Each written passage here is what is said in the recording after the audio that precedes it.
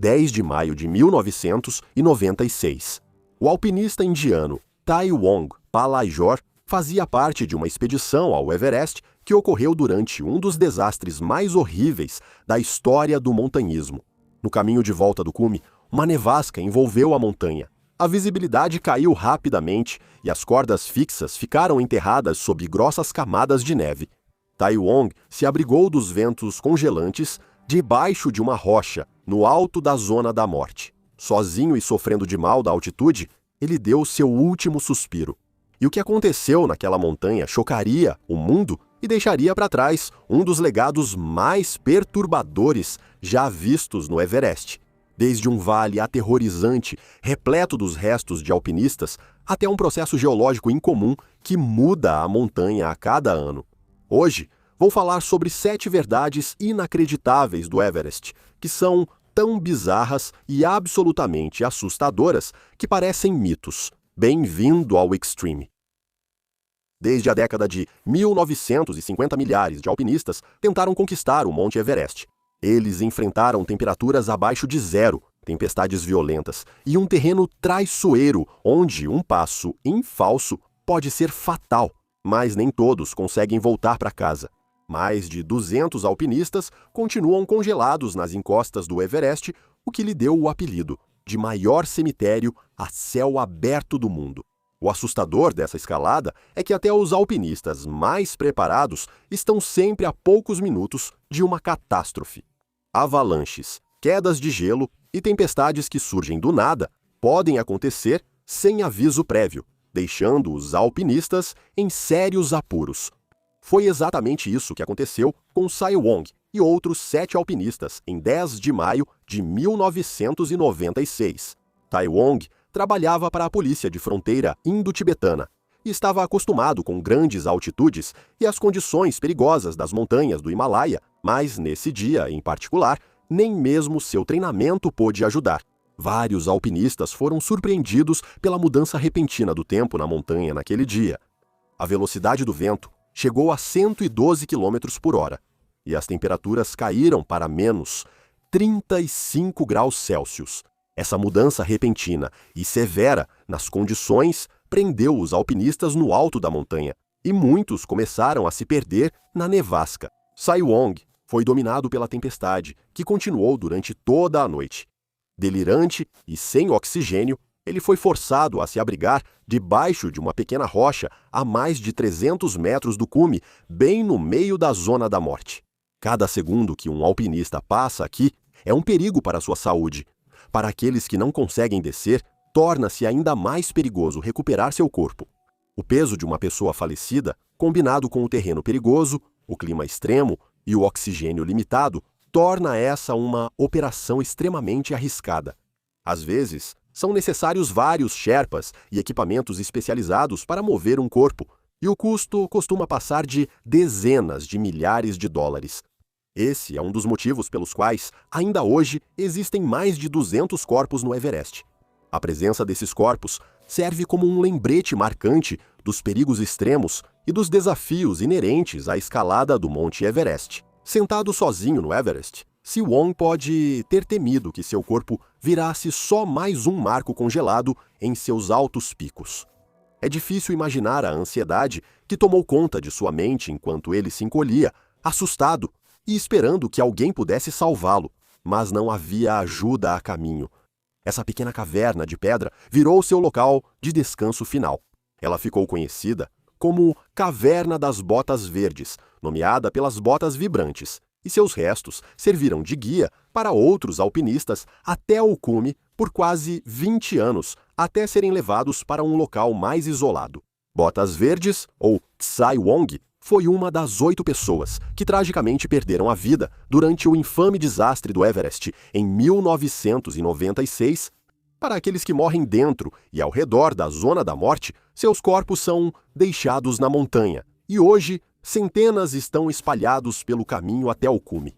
O grande número de corpos congelados no topo do Everest nos leva à segunda verdade.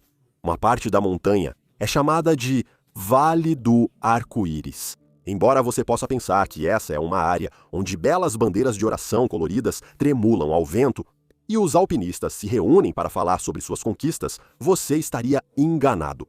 Na verdade, refere-se a uma seção da montanha localizada logo abaixo da crista norte.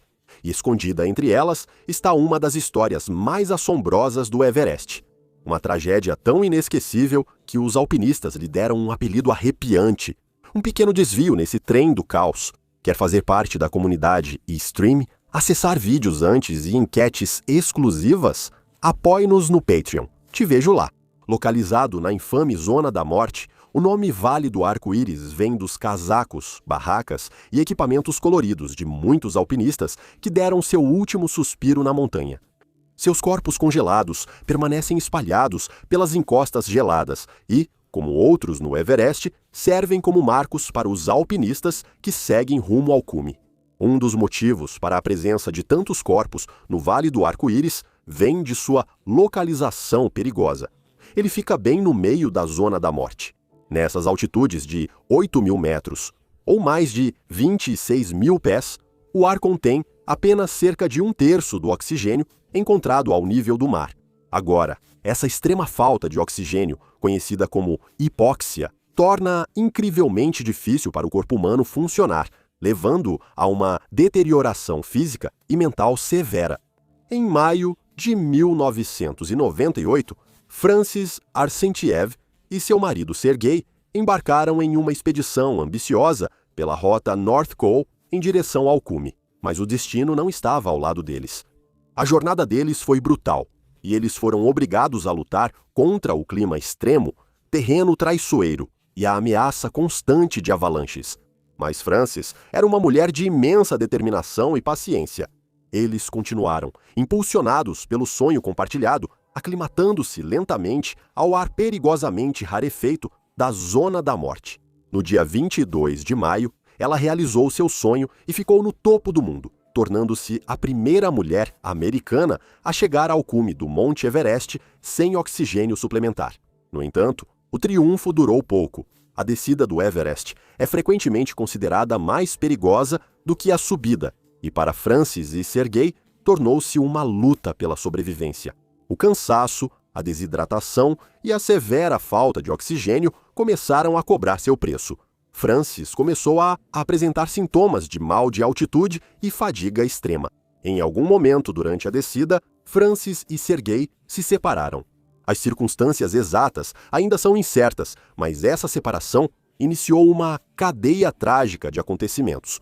Francis foi encontrado depois, em estado de saúde precário, por uma equipe uzbeque e outros alpinistas deitado perto do segundo degrau, a cerca de 8.000 metros acima do nível do mar. Ela estava quase inconsciente, sofrendo de graves lesões por congelamento e dos efeitos debilitantes da altitude extrema. Suas últimas palavras ainda assombram os alpinistas até hoje. Não me deixe sozinha. Por favor, ela implorou. Os alpinistas que encontraram Francis enfrentaram um dilema ético impossível. Na Zona da Morte, onde sobreviver é prioridade e os recursos são poucos, tentar resgatar totalmente um alpinista incapacitado geralmente significa arriscar a própria vida. O ar é rarefeito demais, o terreno é traiçoeiro demais e o corpo humano é frágil demais para carregar outra pessoa por qualquer distância significativa. Apesar dos esforços para oferecer alguma ajuda, eles acabaram tendo que deixá-la para trás para salvar a si mesmos. Francis Arsentiev morreu em 23 de maio de 1998 e seu corpo permaneceu na montanha, preservado pelo frio extremo. Sua aparência tranquila, como se estivesse apenas dormindo, lhe rendeu o tocante apelido de Bela Adormecida do Monte Everest. O corpo de Francis ficou congelado no infame Vale do Arco-Íris, e sua jaqueta roxa tornou-se uma das muitas cores que se destacavam contra o fundo da neve branca. Corpos deixados no Monte Everest permanecem bem preservados pelas temperaturas abaixo de zero e pouco oxigênio. Na verdade, os corpos e seus equipamentos muitas vezes podem permanecer exatamente como estavam quando caíram na neve pela primeira vez, mesmo décadas depois. Francis ficou na montanha por quase 10 anos, até que seu corpo foi levado para um local mais isolado, longe da rota de escalada. A história de Francis é um lembrete sombrio dos perigos da zona da morte do Everest e serve como um forte alerta para que os alpinistas encarem a escalada com o máximo de respeito, preparação e cautela. Além das verdades assustadoras que fazem questionar por que alguém escalaria o Everest, há outras coisas incomuns sobre a montanha difíceis de acreditar. Você sabia que dá para acessar redes sociais enquanto sobe a montanha? O acampamento base do Everest fica a mais de 5.200 metros acima do nível do mar, mas isso não impediu sua evolução ao longo do tempo. O que antes era uma trilha simples, que permitia aos alpinistas seguir para os acampamentos mais altos e, finalmente, ao cume, se transformou em um ponto turístico, com tendas de refeição comunitárias, locais para carregar dispositivos eletrônicos e até o Wi-Fi pelo caminho. Apesar de parecer moderno, o Wi-Fi no Everest tornou-se essencial no planejamento e nas expedições, sendo mais que conveniência, uma ferramenta para sucesso e segurança. Durante a trilha até o acampamento base, alpinistas podem comprar cartões pré-pagos para usar o Wi-Fi nas casas de chá. No entanto, não há Wi-Fi público no próprio acampamento base, mas algumas empresas de expedição possuem sua própria internet via satélite de alto custo, que é gratuita para os clientes. O Wi-Fi no Everest transformou o montanhismo, permitindo que alpinistas mantenham contato com familiares e amigos e atualizem sobre seu progresso e bem-estar. Enquanto aguardam a próxima etapa da jornada, eles podem fazer uma ligação para um familiar a milhares de quilômetros de distância. Essa conexão pessoal pode ser um grande incentivo moral durante a escalada perigosa e cansativa. O crescimento das redes sociais realmente influenciou a disponibilidade de Wi-Fi no Everest. Alpinistas costumam compartilhar experiências ao vivo, postando fotos e atualizações para um público global. Isso permite que documentem sua jornada, consigam patrocínios e ajudem a conscientizar sobre várias causas, como os esforços de Alan Arnett para conscientizar sobre a doença de Alzheimer. Apesar dos benefícios, a dependência do Wi-Fi também traz seus próprios problemas de primeiro mundo, como velocidades lentas e dificuldade para carregar dispositivos em locais remotos.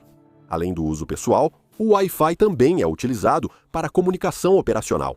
Guias e líderes de expedição usam Wi-Fi para obter previsões do tempo atualizadas, já que o clima no Everest é muito imprevisível. Informações meteorológicas precisas e rápidas são essenciais para decisões críticas em tentativas de cume, podendo ser decisivas entre vida e morte. Considerando a evolução do Wi-Fi na montanha, se você dissesse a Edmund Hillary que hoje enviamos e recebemos mensagens instantaneamente pelo celular, ele provavelmente acharia isso loucura.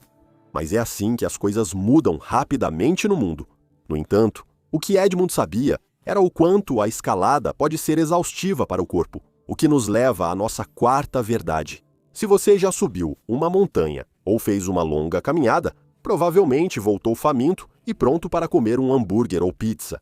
Tenho certeza de que você imagina como os alpinistas ficam famintos após semanas escalando o Everest. O impacto físico no corpo é incrível. Como os espectadores de longa data do canal sabem, é preciso muito sangue, suor e lágrimas para chegar ao topo. Mas na realidade, é necessário uma quantidade insana de energia. O alpinista médio pode queimar até 10.000 calorias por dia enquanto está na montanha. Para colocar isso em perspectiva, a ingestão calórica diária típica de um adulto é em torno de 2.000 a 2.500 calorias. Alpinistas do Everest queimam 4 a 5 vezes mais calorias que pessoas comuns, o que exigiria comer cerca de 40 cheeseburgers por dia para acompanhar. A perda dessa quantidade de calorias resulta de vários fatores. Primeiramente, a atividade física prolongada da escalada, muitas vezes por 10 a 12 horas por dia, é incrivelmente exigente. Os escaladores estão constantemente subindo, carregando mochilas pesadas e enfrentando terrenos desafiadores. A energia necessária apenas para a contração muscular já é significativa. Além disso, o frio intenso faz o corpo gastar muita energia só para manter sua temperatura central. Tremores, mesmo que sutis, queimam calorias, e a taxa metabólica do corpo aumenta para gerar calor em temperaturas abaixo de zero. No entanto, as demandas calóricas disparam ainda mais na famosa zona da morte. Nesse ambiente com pouco oxigênio, cada movimento se torna incrivelmente difícil e o corpo luta para realizar funções básicas.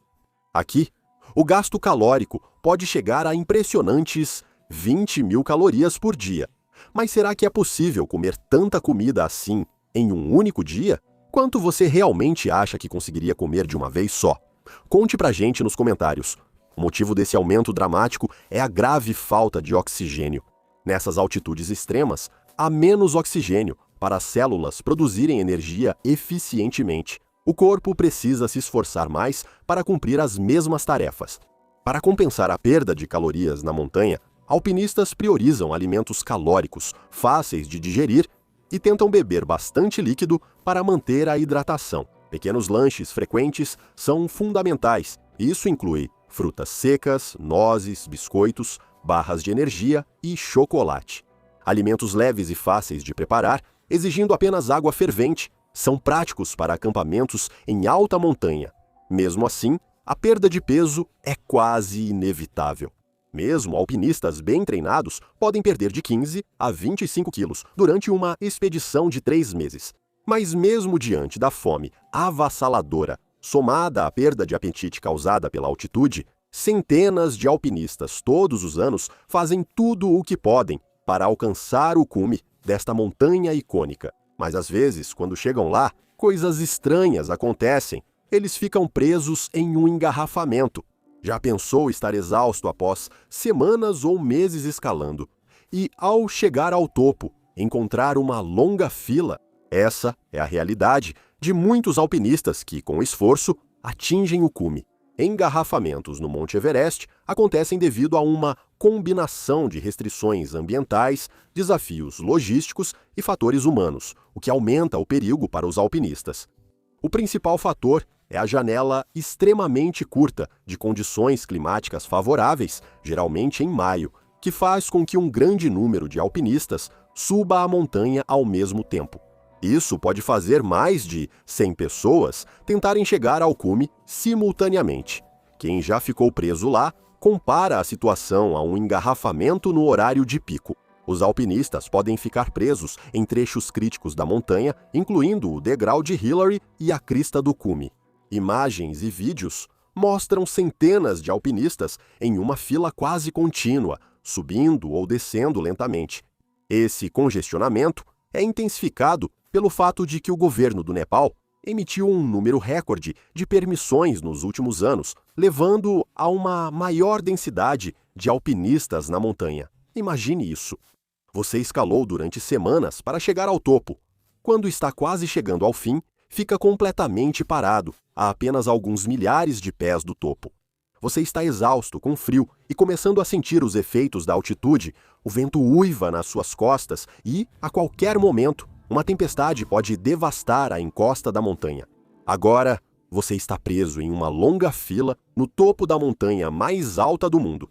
Essa tem sido a realidade de muitos alpinistas, alguns pagando o preço máximo por essa espera. Em 22 de maio de 2019, Anjali Kulkarni, uma alpinista indiana de 55 anos, ficou presa em um engarrafamento no acampamento 4 a 7, 1.900 metros acima do nível do mar. Isso fica diretamente dentro da famosa zona da morte.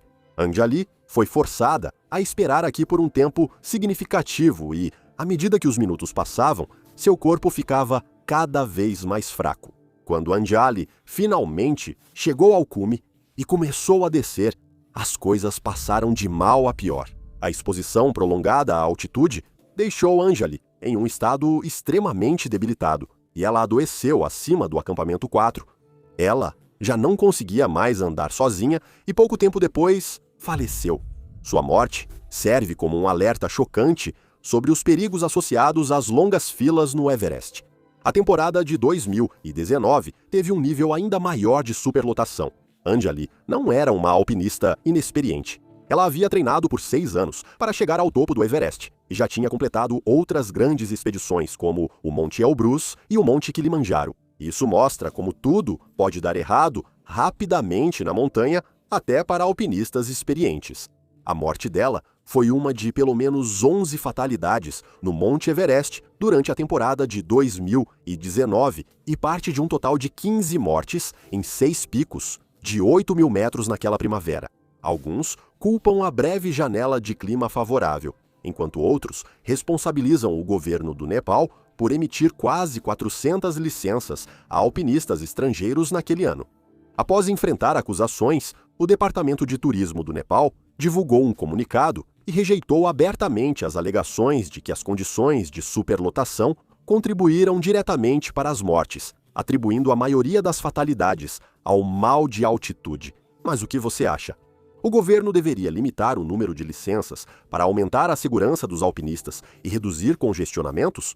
Para aqueles que conseguem chegar ao topo do Everest e voltar para casa com suas famílias, eles podem dizer com orgulho que realizaram algo que 99% do mundo nunca vai conseguir. Eles seguiram os passos de Hillary e Tenzin e realizaram algo incrível. Mas você sabia que qualquer pessoa que chegar ao topo do Everest em 2025 terá escalado uma montanha um pouco mais alta do que Hillary e Tenzin? E se eu te dissesse que esse titã não é estático? E se o próprio solo, sob sua coroa gelada, ainda estivesse empurrando para cima, tornando uma escalada já monumental ainda mais formidável? A verdade é que a montanha mais alta do mundo ainda está crescendo.